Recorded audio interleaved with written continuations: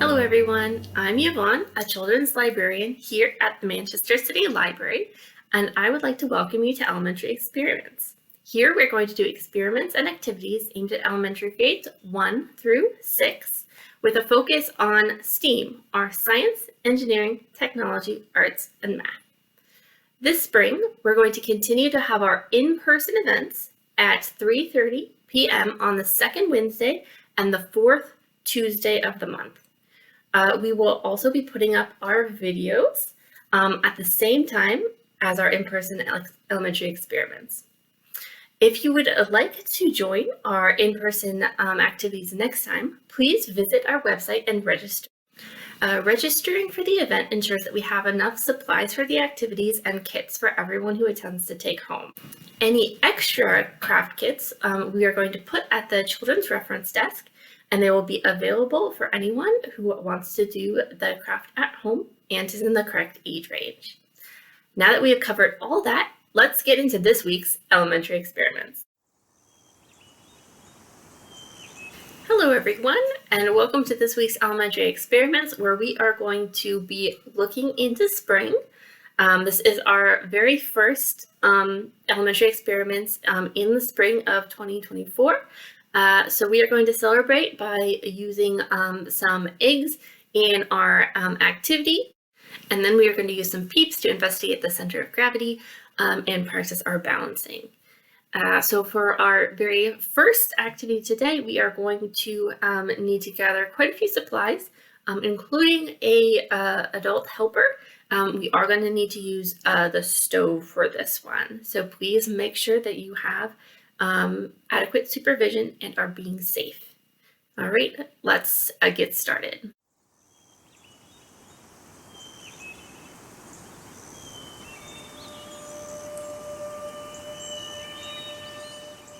So as mentioned, we're going to want an adult helper for this activity, which is molding eggs. We are going to take a couple of eggs and see how easy it is to make them into a different shape.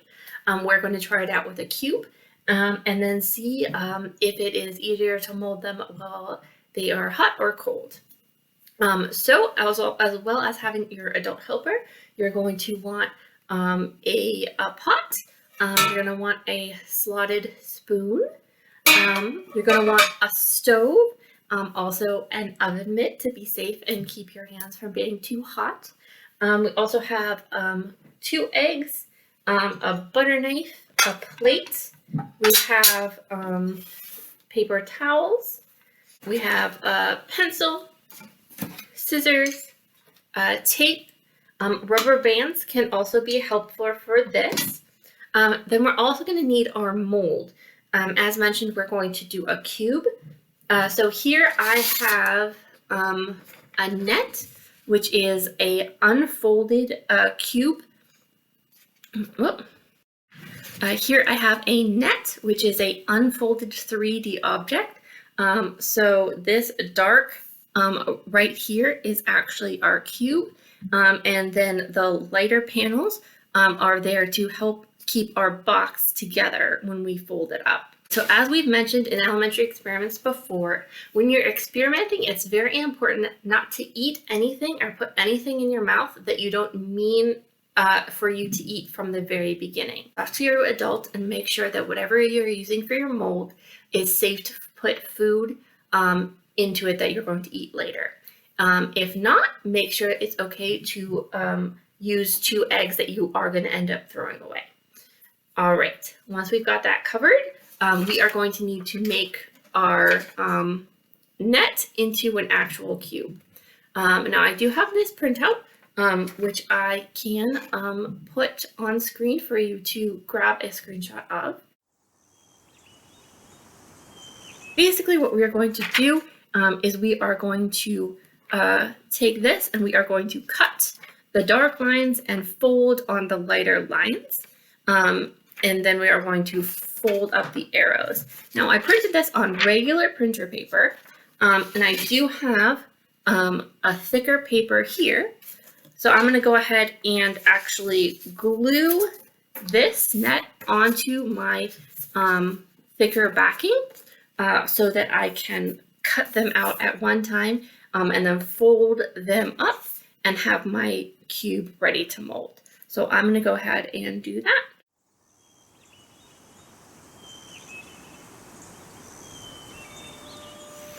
All right, so I've got my basic shape cut out, and there are two more dark lines here and here cutting into the basic shape that I do need to slit. Now we're ready to fold. So what we're going to do is folding along the thin lines.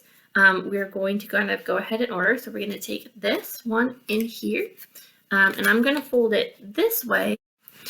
Okay, now that we have our box ready for molding, we are going to take our pot, and then we are going to put in enough water so that it covers the eggs by about 1/2 inch. And then we're going to put this on the stove with our adult supervision, and we are going to wait until it boils. We're then going to let it boil for about 10 minutes so that they become hard boiled and cooked all the way through. But once it has been boiling for the 10 minutes, you take your slotted spoon, and you're going to use your slotted spoon to carefully remove your eggs from the water.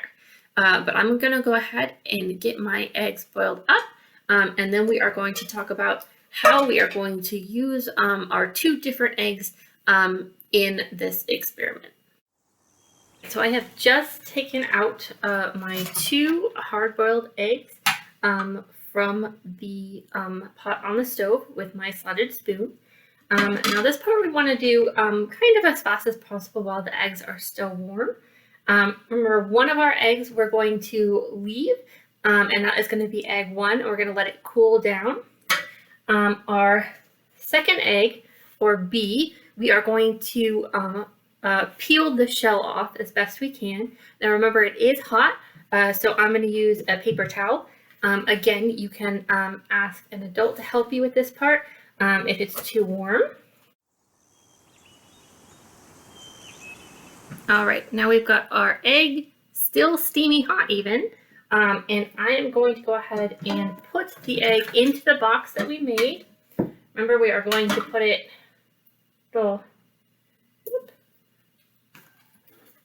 here first into our box. We're going to see if we can squish it in. Oh, this is a big egg. This is a pretty big egg. If you have a smaller egg so that it doesn't fill up the whole box, you can put some of your paper towel to pack it in, but this egg is quite large. So what we're going to do is we're going to take some rubber band or some extra tape, and we are going to secure the lid of our box. There we go. So our egg is inside of our box. And then we have our second egg still inside of its shell. And what we're going to do is we are going to let these 2 different eggs, our egg A still in its shell and our egg B peeled and in its box, and we're going to let them cool down completely. To make this faster, we can go ahead and stick them in the fridge or even the freezer, as long as we don't forget about them, because a frozen egg is not going to help us. So I'm going to pop these in the fridge, and then I will meet you back here once they've cooled down. We are back with our box and our egg. Hopefully I gave it enough time to cool down. All right, so first I'm going to take my egg and my box out.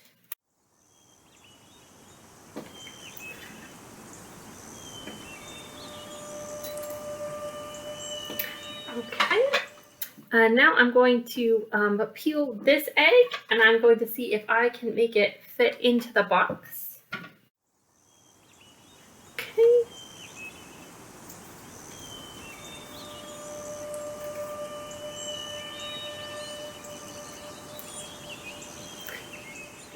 All right, well, it remains an egg shape, whereas this one that I put in is at least mostly box shaped. So when we put the fresh hot egg into our box, we definitely got it squished into a box shape where it's kept. There is a little bit of splitting here, so I don't know if the yolk, which is the yellow middle part of the egg, I don't know if that is in a square shape. Honestly, I think that it's possible that boiling it for a full 10 minutes might have made the egg yolk in the middle too hard, but we will see that. But here, when I took my egg A, the one that we left to cool in its shell, and I stuck it in the box, it did not change shape, right? And now here, I'm going to go ahead and cut open our eggs to see if the egg yolk was affected. Here are the cross sections. Oh no! All right. Obviously, be careful with this. You're going to get egg on places. So here are the cross sections, though, of our two eggs. And you can see how this one that we let set in its shell still remains very round. And this one, although not a perfect square, definitely solidified into not the normal round shape and is trying to become a square. So the reason for this is actually really cool. So egg white, that is obviously the white part on the outside of the egg, is made up mostly of water, about 85% water, and then protein molecules, which are about another 10%. And the protein molecules are twisted and folded up like a ball of yarn. And as they are heated in the water, they kind of unspool, right? So that they're like more floating around a little bit. And so as they unspool, all these proteins are floating around and they run into other proteins and they sort of mesh together, kind of like how felt is made. So if you have wool or even human hair and you like rub it together, they get tangled together and form felt, or they will mat, right? And so something sort of similar happens inside of an egg. And they coagulate, or they become kind of a rubbery substance. Now, when everything is still warm and the excess water in the egg is moving through the bonds, you can still kind of mold the egg into a shape because the bonds are flexible. However, as they cool down, and also as you boil the eggs for longer, these things stiffen up, right? So the longer you boil an egg, the harder it is, which is why I think that it's possible my egg here didn't form as much of a cube as I know it's possible to form. I think I might have boiled it for long enough that the egg was a little bit rubbery when I put it into the mold, even though it obviously was still hot enough that it did mold. And of course, once the egg is finally cool, then they will retain the shape of their mold. And in the case of egg one, the mold was the shell that it was created in. In the case of egg B, the mold was the box that we made.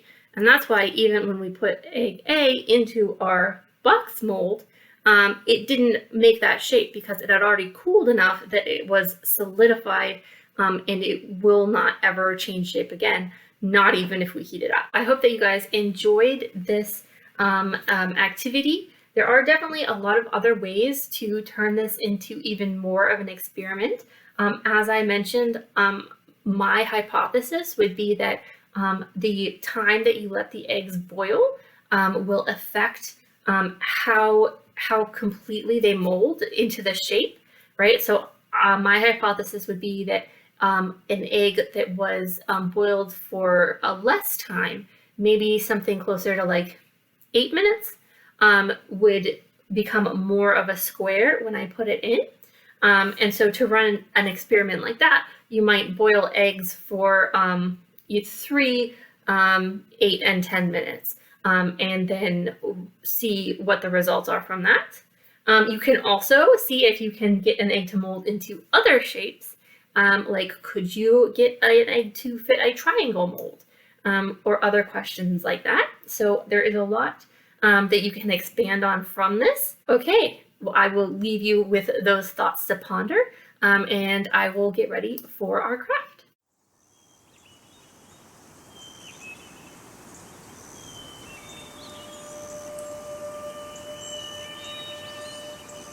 Welcome to our Peeps Balancing Act, which is going to be our craft for today's Looking into Spring elementary experiments.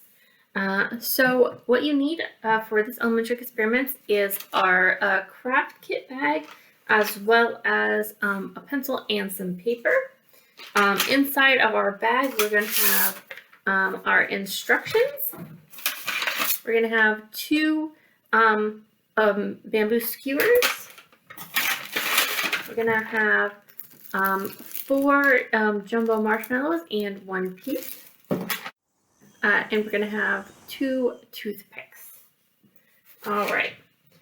So what we're going to do is we are going to investigate the balancing point and the center of gravity. So sometimes it is easier to keep your balance than others. Like if you are wearing a heavy backpack, it might be harder to keep your balance. Or you might find it easier to keep your balance if you put your arms to the side. Also, you might have noticed that when you are racing toy cars, some cars are easier to tip over than others. And this experiment is going to demonstrate, at least in part, why that is. So what we're going to do first is we are going to take one of our skewers, and we are going to take our peep, and we are going to skewer our peep right into the middle. Then we are going to take marshmallow, and we are going to put one on this end and one on this end. And then we are going to find the balance point. That's pretty good. So this is going to be our original balance point. Whoop. I say as I can't balance it. So when you get your peep balanced, this is going to be your original balance point. It is where, so now we're going to add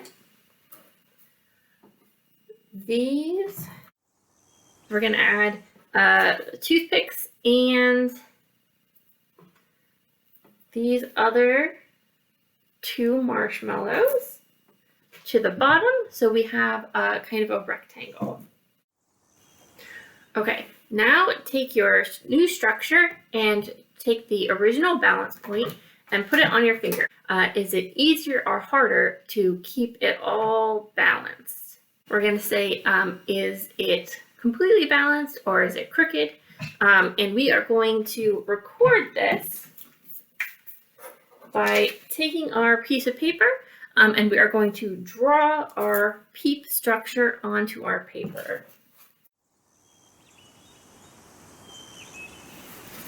All right, so now I have my beautiful, beautiful, beautiful, perfect picture.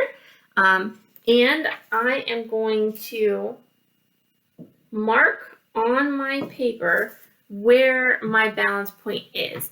And on this, I want to make sure that my balance point is in relation to how straight these bars are, right? So mine is actually pretty straight on that. So I'm going to put an X on my diagram of where my finger is. And then I'm going to draw a line from that straight down. And that's going to depend on how it's tilted. So if my structure here was balancing at a more obvious angle like this, then on my picture, I would draw the line straight down in the same way, right? So if my balance point was tilted, then the line I drew would be straight at that tilted angle, right? But mine is actually pretty straight. So I'm going to go ahead and put that line straight down. Next, I'm going to take my structure and I'm going to test how it hangs from the toothpick, right? Like where does it balance? And then I'm going to do the same thing. I'm going to make sure that the angle of my drawing matches the angle of my structure. And I'm going to put my X and draw my line. Then I'm going to do it again, this time under one of the corners of my marshmallows. Okay. Now what we want to do is we want to extend all three of our lines straight as we can. A ruler might help here, but I'm just going to use paper. So the point where all three of these lines intersect is going to be our center of mass, or our center of gravity. So the center of gravity is sort of the average location of weight in the object, sort of like the middle point of the weight where it is balanced. And if you put weight on any other place, then it is going to tilt that other way. We can compare this to the original center of gravity, which was right at the middle point of our peep. And if you compare these two, there's not a ton of difference, but there is a little bit here. So we can tell that the center of gravity for our structure was lower down than that of just our peep balancing the two marshmallows by itself. Now think about which one was easier to balance. And if we compare that to our center of gravity, what can we kind of take away from that, right? Do you think that the center of gravity being moved would make it easier or harder to balance your structure?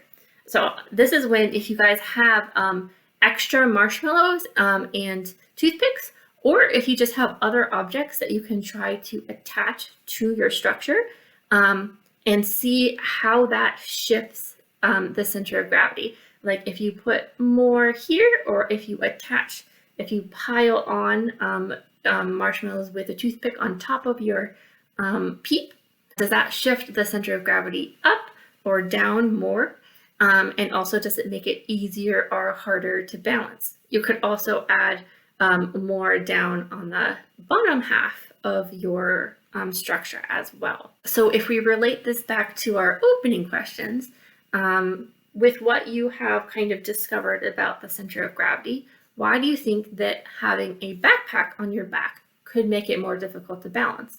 Or if you were going to design a car, how would you design it to make it harder to tip over? Where would you put its center of gravity? But I do think that this peep sacrificed itself well to teach us a little bit about the center of gravity and to have some fun trying to balance things. I hope that you guys were maybe better at it than I was. I am going to clean this up because peeps are made of sugar and I do not want to attract any tiny animals into my space. All right, everyone, thank you so much for joining me for this look into spring.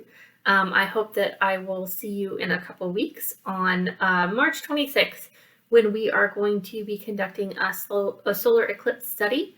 Obviously it's not going to be the day of the solar eclipse. We are going to be learning a little bit about the upcoming solar eclipse that is going to be seen here in New Hampshire, and will actually reach totality a little bit north of us. And so totality is where you can see the sun completely and totally eclipsed, which unfortunately will not be here in Manchester, but it's going to get pretty close.